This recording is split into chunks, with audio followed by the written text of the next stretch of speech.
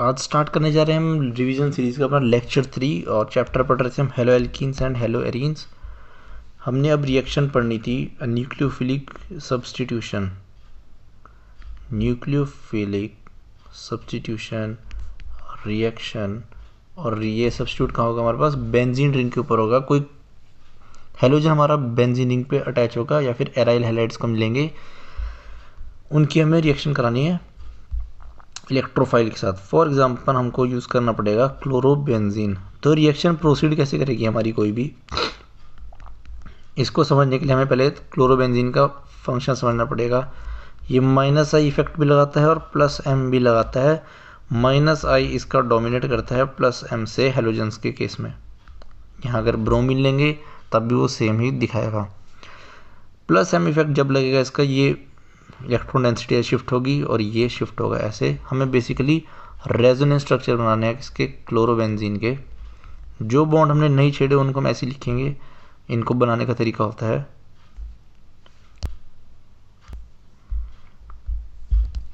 यहाँ heading colour डाल दिया हमने। न्यूक्लियोफिलिक ने इलेक्ट्रोफिलिक सब्स्टिट्यूशन, इलेक्ट्रोफाइल सब्स्टिट्यूट होगा ना हमारा, इलेक्ट्रोफिलिक सब्स्टिट्यूशन। तो इलेक्ट्रोफाइल कहाँ सब्स्टिट्यूट होगा? ऑर्थो पोजीशन पे और पैरा पोजीशन पे। तो पहली रिएक्शन है हमारे पास हेलोजिनेशन।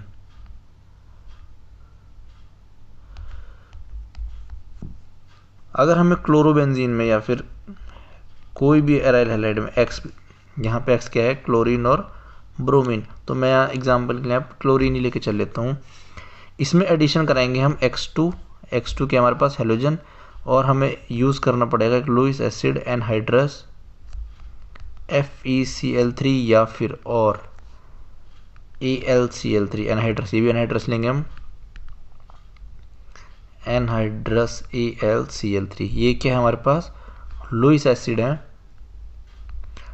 इलेक्ट्रॉन डेफिशिएंट स्पीशीज हमारे पास एक्सेप्ट करती हैं इलेक्ट्रॉन्स को एक्सेप्ट करती हैं।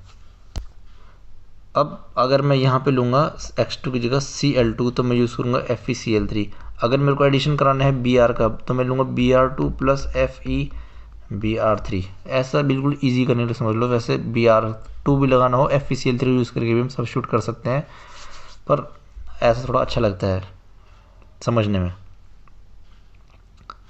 तो Br2 के साथ Br ले लेना और Cl2 के साथ FeCl3 ले लेना। यहाँ पे FeBr3 लोगे तब भी चल जाएगा, ऐसी नहीं कि तब काम नहीं चलेगा। अब इसको समझते हैं कि ये लुईस एसिड हमारे पास क्या कर रहा है। तो AlCl3 क्या करता है? रिएक्ट करता है Cl2 के साथ, Cl ये जाता है इसके पास क्योंकि एक्सेप्ट कर सकते हैं इलेक्ट्रॉन्स को। तो ये कन्वर्ट हो जाता है AlCl4 माइनस में, प्लस जनरेट किया हमारे पास इलेक्ट्रोफाइल Cl पॉजिटिव को। ये इलेक्ट्रोफाइल हमारा जनरेट हो गया, जिसकी हम बात कर रहे थे कि ऑर्थो पाएगा या पैरा पाएगा। नेक्स्ट स्टेप में क्या होगा कि यहाँ पे क्लोरोबेंजीन ऑर्थो पैरा डायरेक्टिंग है, सामने इलेक्ट्रोफाइल गिवन है हमको। तो ये दो प्रोडक्ट बनाएगा हमारे पास, एक तो ऑर्थो वाला और एक बनाएगा पैरा वाला। पैरा वाला जो हमारा वो क्या होगा? Major product. क्यों? क्योंकि अभी समझा था पैरा इसलिए मेजर है क्योंकि इसमें सिमेट्री एलिमेंट ज़्यादा है और इसमें कोई हिंड्रेंस भी नहीं है। यहाँ दो क्लोरीन ग्रुप आपस में हिंड्रेंस लगाएंगे तो अनस्टेबिलिटी क्रिएट करेंगे। यहाँ दोनों क्लोरीन बहुत दूर दूर हैं, कोई हिंड्रेंस कोई नहीं आएगा, तो less repulsion result in more stability. तो पैरा प्रोडक्ट हमारा मोर स्टेबल होगा और मोर स्टेबल होने के कारण वो ज़्यादा अमाउंट में प्रोड्यूस होगा। तो जनरली पैरा जो है ज़्यादा हमारे पास प्रोड्यूस होते हैं, या मेजर प्रोडक्ट हमारा पैरा होता है। जनरली हर केस में ऐसा नहीं होता है, जनरली 90% केसेस में ऐसे ही होता है। जहाँ पे ऑर्थो बनेगा वहाँ मैं बता दूंगा। सेकंड है हमारी नाइट्रेशन। नाइट्रेशन का मतलब होता है एशन, मतलब देखो क्या होता है? Halogenation, addition of halogen. Addition of halogen को बोलते हैं हेलोजिनेशन। तो nitration, addition of nitro group. Nitro group कौन सा हमारे पास? NO2 का ऐड कराएंगे हम तो इसको बोलेंगे हम नाइट्रेशन। कैसे होता है हमारे पास? वापिस से क्लोरोबेंजीन लिया हमने, ये रिएक्ट करेगा HNO3 कंसनट्रेटेड लेते हैं हम, concentrated HNO3 plus concentrated H2SO4 दोनों एसिड लिए हमने कंसनट्रेटेड अमाउंट में। मतलब कंसनट्रेटेड फॉर्म मतलब वाटर इसमें अंदर प्रेजेंट मिनिमम अमाउंट में होगा अवेलेबल, ठीक है। और जैसे वाटर की बढ़ाएंगे, जैसे हम इसमें वाटर ऐड करना स्टार्ट कर देंगे तो इसको हम बोलेंगे डाइल्यूट फॉर्म, बिना वाटर के कंसनट्रेटेड फॉर्म। अब H2SO4 प्लस HNO3 आपस में रिएक्ट करते हैं और हमारे पास जनरेट करके देते हैं NO2 पॉजिटिव। वापस इसने एक इलेक्ट्रोफाइल जनरेट हमको करके दे दिया। एग्ज़ाम में तो ये ऐसे डिटेल में नहीं लिखना, वहाँ तो सीधा लिखना है हमको नाइट्रेशन करी, यहाँ Cl और इधर भी नाइट्रो और इधर भी नाइट्रो ग्रुप का एडिशन पैरा पे, वापस से पैरा प्रोडक्ट हमारा मेजर हो जाएगा विदाउट एनी हिंड्रेंस, मोर symmetry.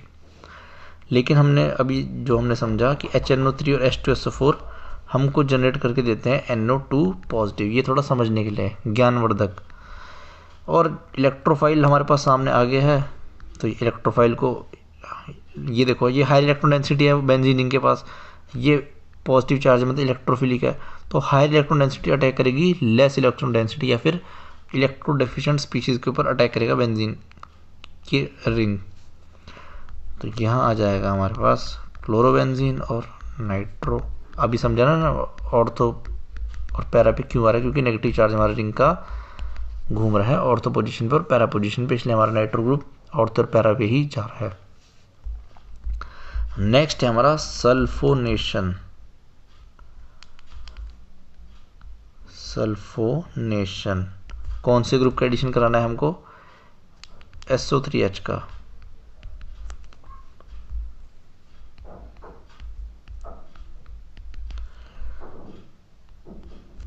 Concentrated H2SO4।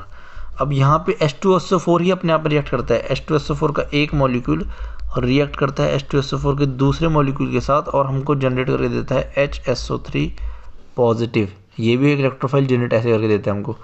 Exact reaction पूरी नहीं लिखी मैंने, इनकम्प्लीट रिएक्शन है, पर समझने के लिए इतनी बहुत है कि HSO3 पॉजिटिव हमारे पास एक इलेक्ट्रोफाइल मिल गया हमको। यहाँ से बस इलेक्ट्रोफाइल मिलते ही एक ऑर्थो पे चिपकाएंगे, एक पैरा पे चिपकाएंगे। ये चिपका दिया हमने ऑर्थो पे, ये चिपका देंगे हम पैरा पे, और पैरा वाला हमारा क्या हो जाएगा, मेजर। ये आ गया हमारा मेजर प्रोडक्ट। नेक्स्ट है हमारी बहुत important reaction, Friedel craft reaction. Friedel craft reaction. यहाँ पे हमको दो रिएक्शन करानी है, एक करानी है एल्काइलेशन, फ्रीडल क्राफ्ट एल्काइलेशन, एक करानी है फ्रीडल क्राफ्ट एसाइलेशन।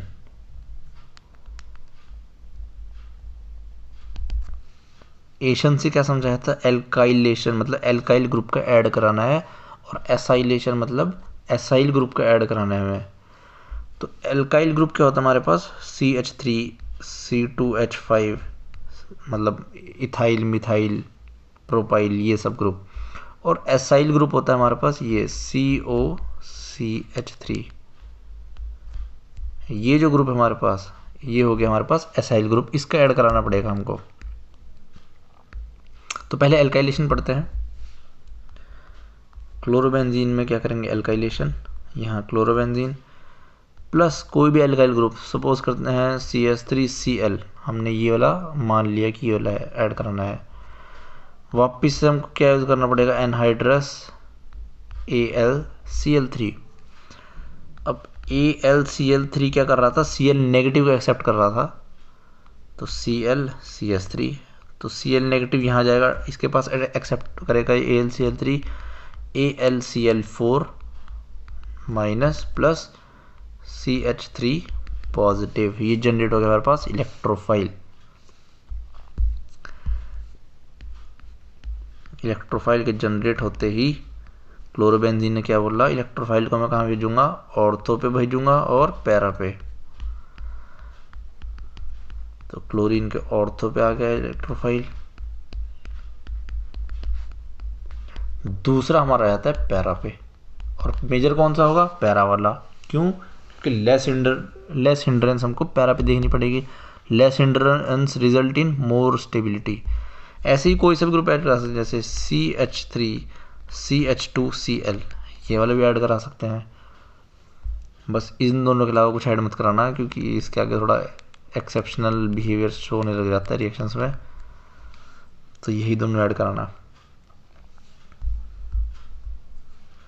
दूसरी हमारे पास एसाइलेशन, फ्रीडल-क्राफ्ट एसाइलेशन। तो एसाइल ग्रुप कौन सा है हमारे पास? CH3 C double bond O, ये वाला। यहाँ पे एक Cl लगा देंगे तो एसिड क्लोराइड हो जाएगा। कौन सा फंक्शनल ग्रुप है ये? COCl कौन सा फंक्शनल ग्रुप होता है हमारे पास? Acid chloride. वापिस से same reaction, chlorobenzene plus CH3CO Cl, और हम लेंगे एनहाइड्रस AlCl3।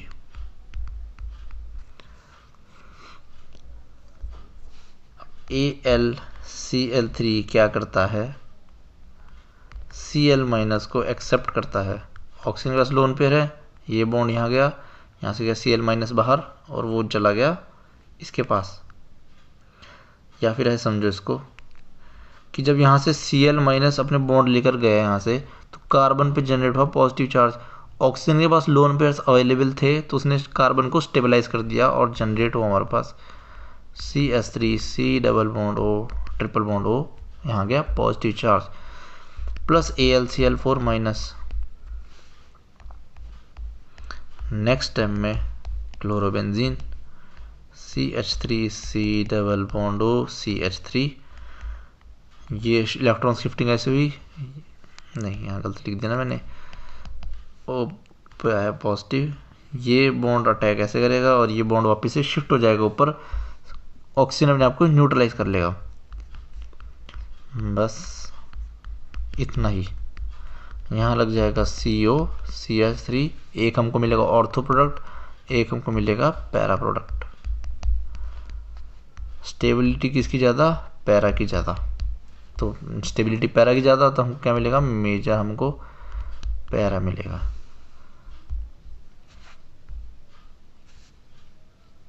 तो ये थी हमारी एल्काइलेशन और एसाइलेशन फ्रीडल-क्राफ्ट रिएक्शंस, दोनों हमने पढ़ लिया इंपॉर्टेंट। हमें समझ भी आ गया इलेक्ट्रोफाइल कैसे जनरेट हो रहा है AlCl3 की मदद से। नेक्स्ट है हमारी वुड्स फिटिग रिएक्शन। पहले हमने पढ़ी थी वुड्स रिएक्शन, अब है वुड्स, सेम ही है, ज़्यादा कुछ डिफरेंस है नहीं। वुड्स फिटिग रिएक्शन, यहाँ पे हमने क्या लिया था? RCl लिया था वुड्स रिएक्शन में, और मेटल लिया था सोडियम। तो मेटल तो यहाँ भी सोडियम रहेगा, लेकिन यहाँ पे एक जो है, एक आराम सब्स्टिट्यूट कर देंगे एराइल हैलाइड से, एक्स या क्लोरीन ब्रोमीन कुछ भी ले सकते हैं। एक दूसरा हम लेंगे एक्स, एक दूसरा ग्रुप ले लेंगे, और हम मेटल लेंगे सोडियम का, बस यहाँ पे डालेंगे और ये कपलिंग हो जाएगी, और वापिस से NaX।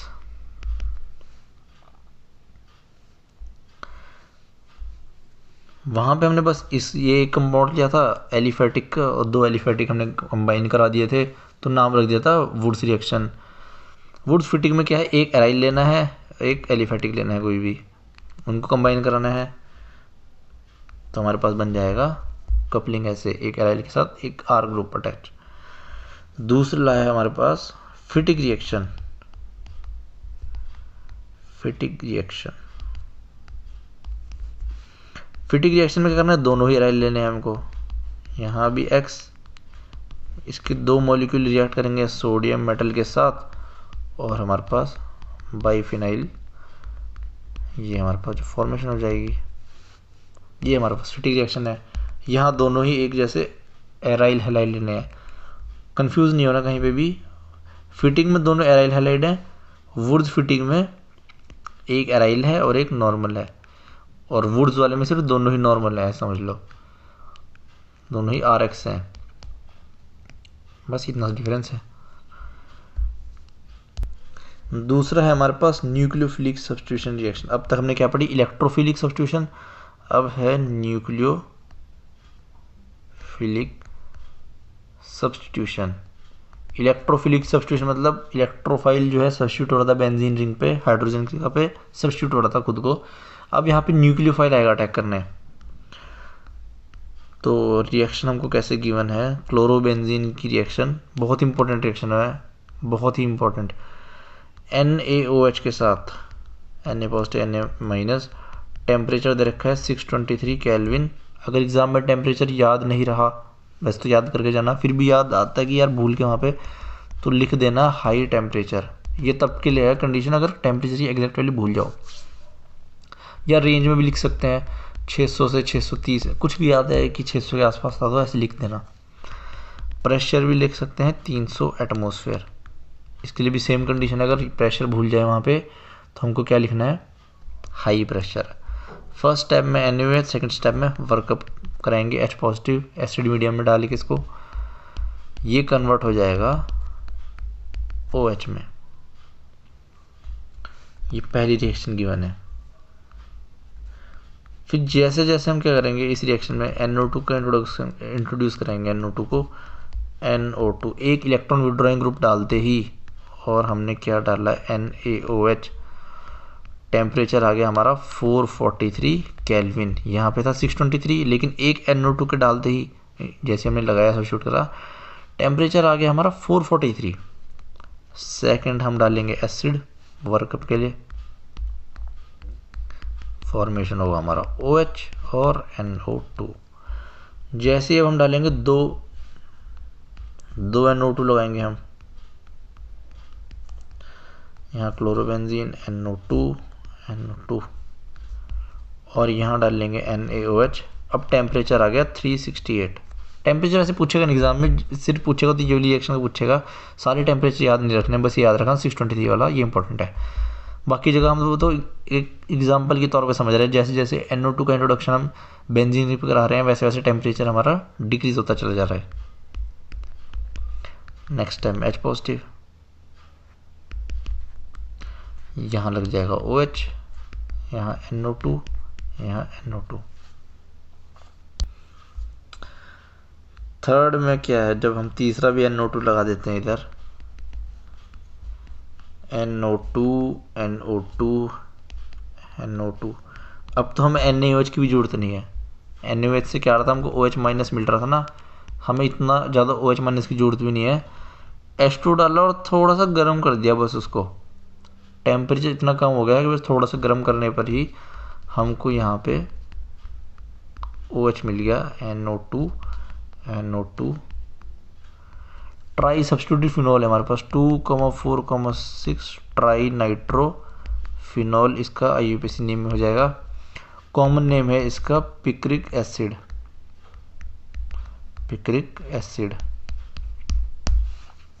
तो ये ध्यान रखेंगे, जैसे जैसे NO2 हमने इंक्रीज करा वैसे वैसे हमारा टेम्परेचर जो है कम हो गया। बस एग्जाम में पूछेगा तो चांसेस इस रिएक्शन को पूछेगा, ये रिएक्शन तो कम ही पूछता है। ये तो बस समझने के लिए कि जैसे जैसे NO2 बढ़ा रहे हैं हम और रिएक्शन कम हो रहा है, और रीज़न इसका मैं समझा सकता हूँ, पर एग्ज़ाम के लिए थोड़ा कम टाइम बचा तो इतना फोकस पे ध्यान नहीं देते। बाकी कभी चर्चा करेंगे क्लास के टाइम पे। इसी के साथ इम्पोर्टेंट टॉपिक जो इस चैप्टर के रिलेटेड थे वो सारे कंप्लीट होते हैं। अगले लेक्चर में हम क्वेश्चन करेंगे इस चैप्टर से, और मैं एक दूसरा लेक्चर भी अपलोड कर रहा हूँ साथ साथ, जो कंप्लीट ऑर्गेनिक के हैं, जनरल ऑर्गेनिक प्रैक्टिस क्वेश्चन के नाम से। वहाँ पे हर चैप्टर के मिक्स क्वेश्चन है और उनको अप्रोच कैसे करना है, एक वो वाले लेक्चर मैंने अपलोड कर रखे हैं, तो वहाँ से आप क्वेश्चन प्रैक्टिस कर सकते हैं। सारे ही NCERT बेस्ड हैं, कोई भी अलग से बाहर लेवल का क्वेश्चन या ऊपर लेवल क्वेश्चन नहीं है, सारे NCERT के हैं, बोर्ड्स के लिए हेल्पफुल हैं। और हम देखेंगे क्वेश्चंस को अप्रोच करना कैसे है। तब तक के लिए देखते रहिए, बने रहिए, मिलते हैं अगले लेक्चर में।